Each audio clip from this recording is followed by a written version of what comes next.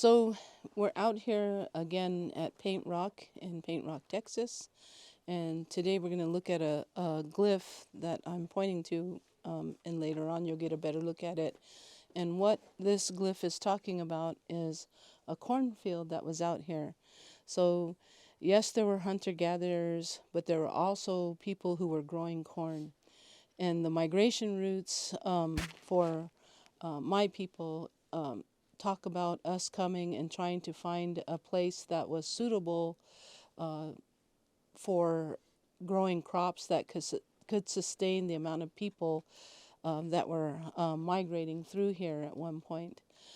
Corn, as you know, is a crop that's spread throughout North America, being brought in from South America as well. So we know that Mexico and the southern part of the state were connected at one time, and so they're getting different varieties of corn crop coming in.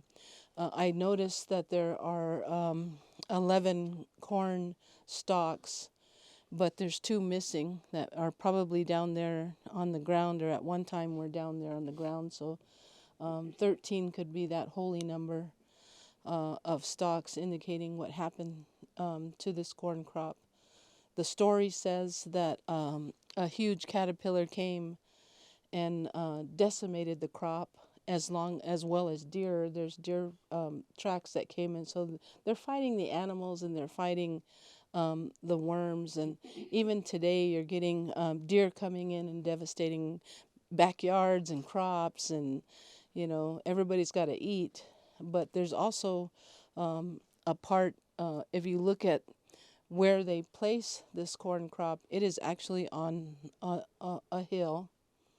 So it would keep it from a flood if anything happened. Because, if you overwater corn and its roots are not completely designated into the ground, they fall over.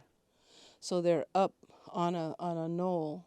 And I'm looking at the landscape, and I noticed that they're not only putting the crops on the knoll, but the sweat lodge, possible sweat lodge points, and other things that we're finding through the archaeology here, which is great because that answers a lot of questions. So when you're looking at some of these panels and you're trying to talk about the stories or what's happening here, always think about the terrain. And looking back, I always look back and say, yeah, I would plant corn there. So now I'm looking at a knoll or a hill where they would have put these corns. But to see the horned caterpillar, and if any of you have ever grown tomatoes, that culprit comes in, and it's in the shape of a giant moth that comes from the south, and they will devastate your crops quickly.